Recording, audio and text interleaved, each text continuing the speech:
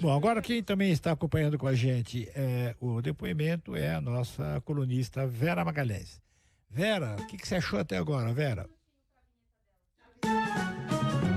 Viva Voz, com Vera Magalhães.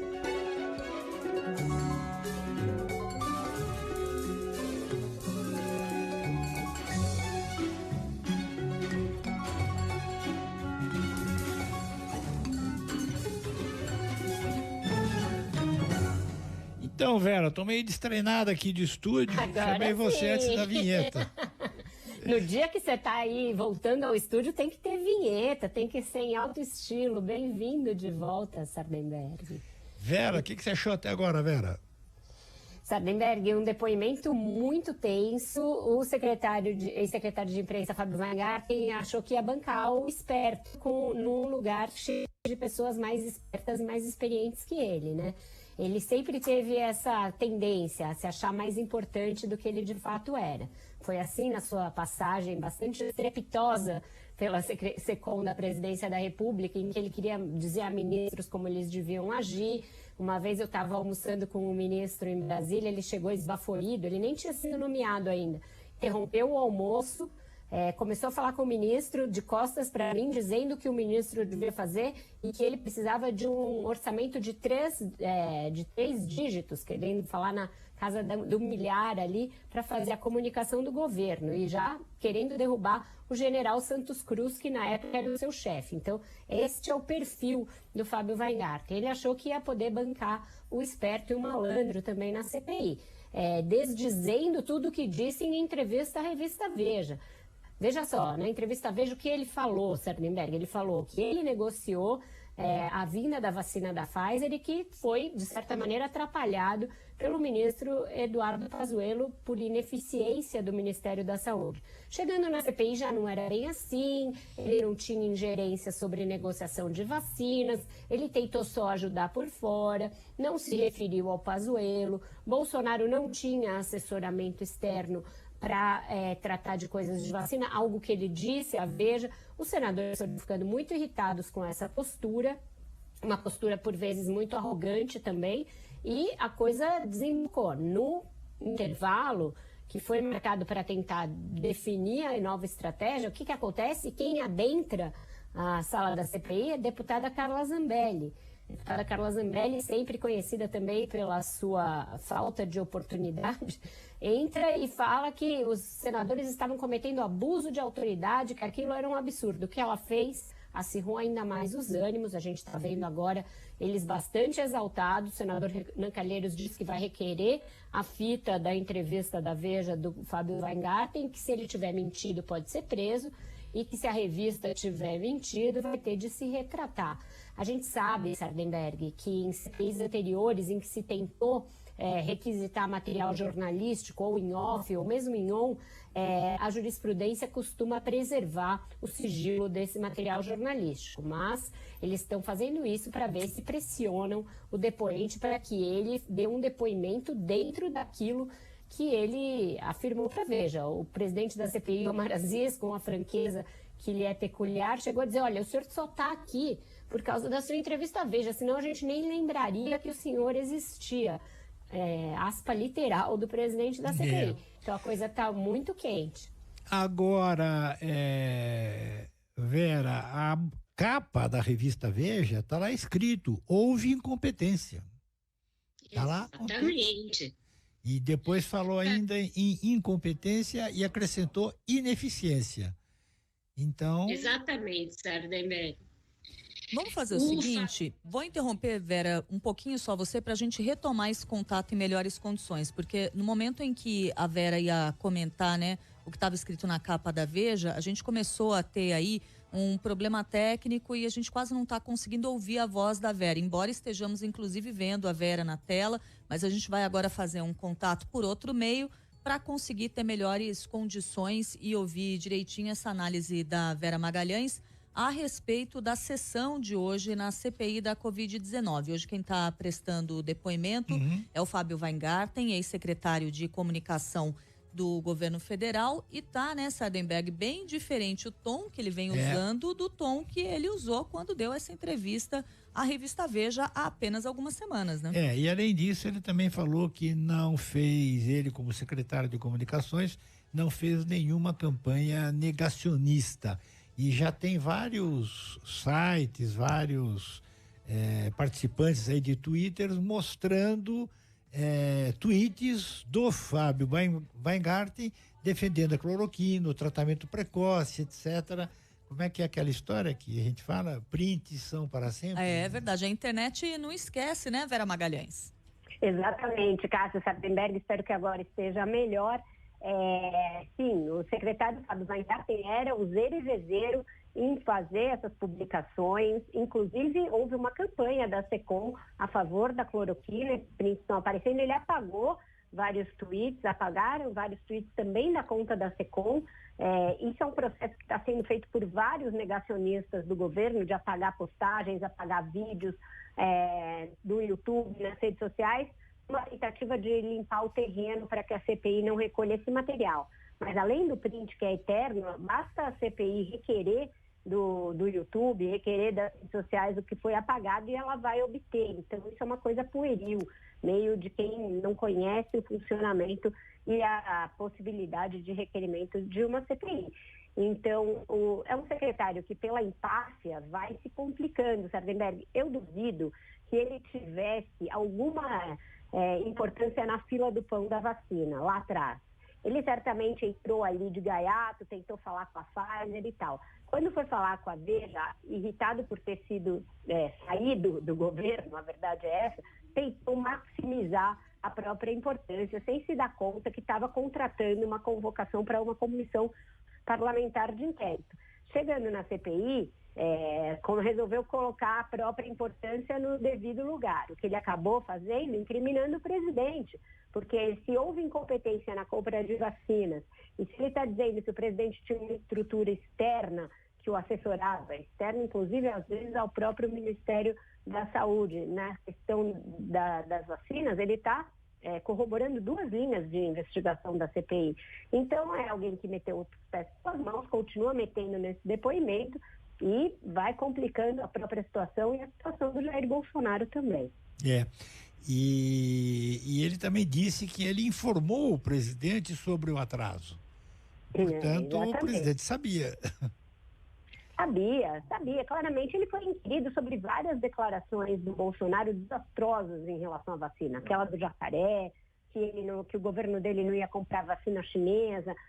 Toda essa questão. Foi inquirido sobre o fato de que houve, inclusive, postagens dele contra a Coronavac, contra a vacina chinesa, entre aspas. Então, o arsenal que existe de corroboração, nesse caso, é muito vasto, muito amplo, sabe?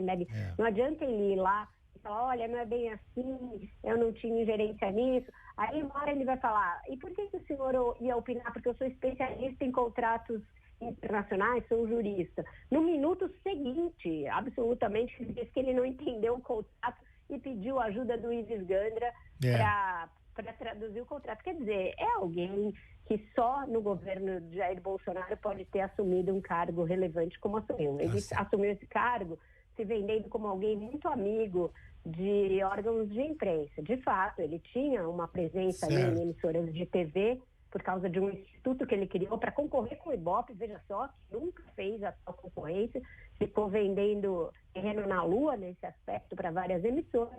Foi com esse caô que ele chegou no Jair Bolsonaro, se aproximou do presidente, dos filhos, virou alguém ali que abria as portas para o Bolsonaro nas emissoras, faz muito sucesso com algumas emissoras de rádio aqui de São Paulo, e aí chegou à presidência da República com essas credenciais. Realmente é só no bolsonarismo que isso pode acontecer, Sardenberg.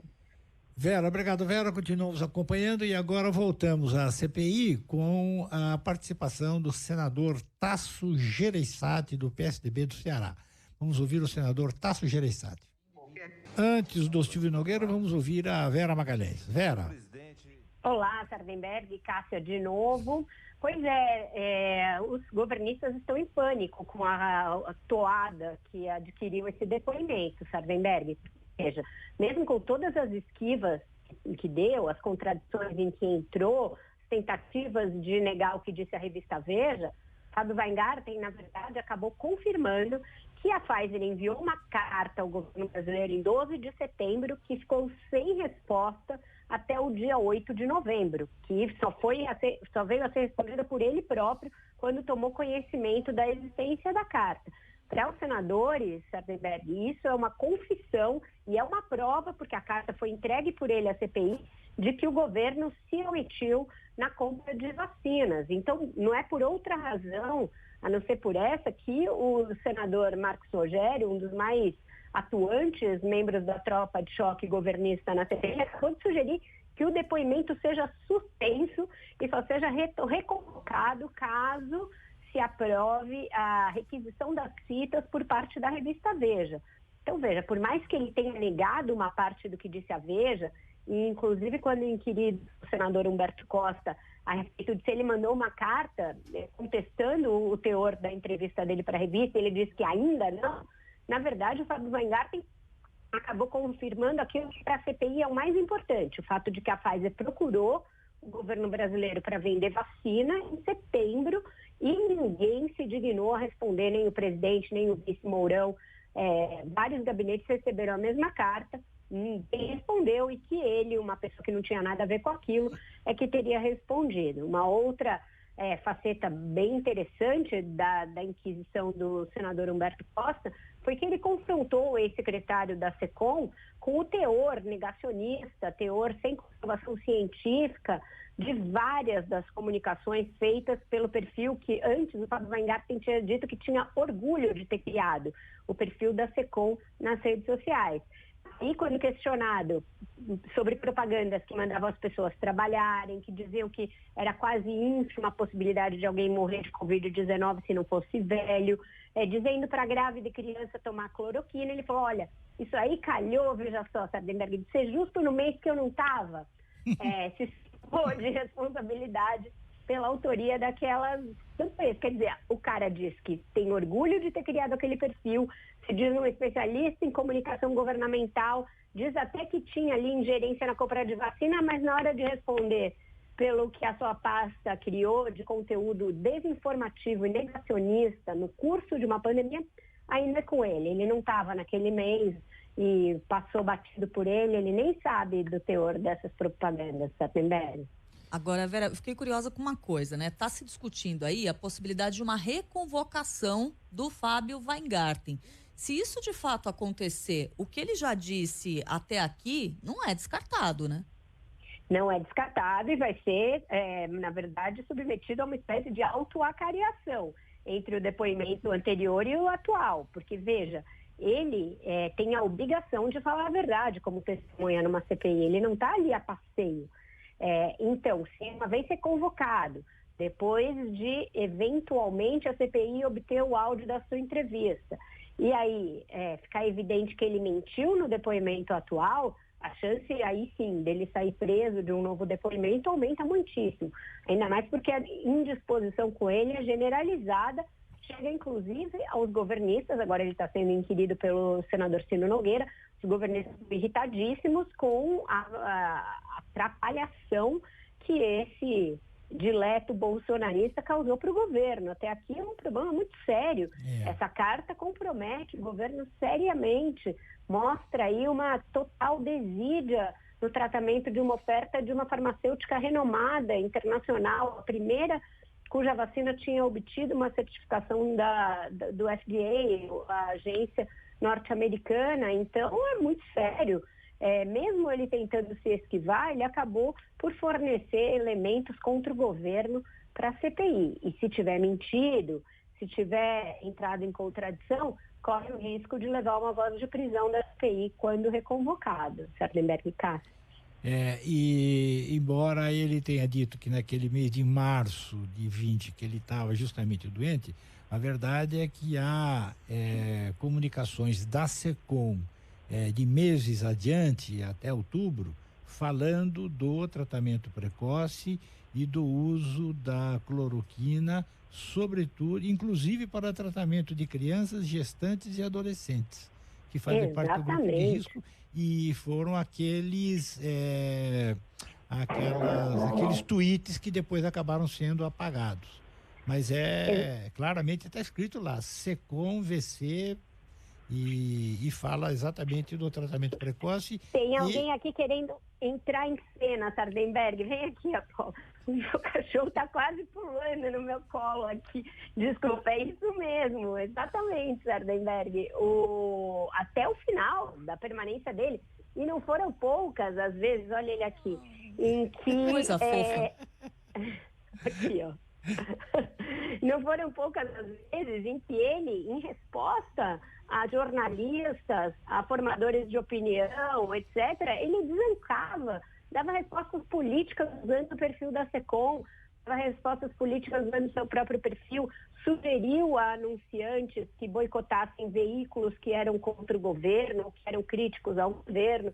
Então, o uso dessa conta da SECOM e da conta pessoal dele para fazer política por meio da comunicação de governo, pressionando inclusive anunciantes, é algo constante. É um material que está à disposição dos senadores e que eles estão começando a usar no depoimento. Ele não vai se safar com essa história de mostrar um atestado de que ele estava doente por Covid-19 na ocasião de uma outra postagem, porque elas, como você bem disse, bem alertou, são recorrentes e vão até muito tempo depois de a OMS, outras entidades médicas terem se manifestado reiteradamente, não só sobre a não eficácia de cloroquina e hidroxicloroquina para tratamento de Covid, mas também quanto à sua possibilidade de agravar os quadros.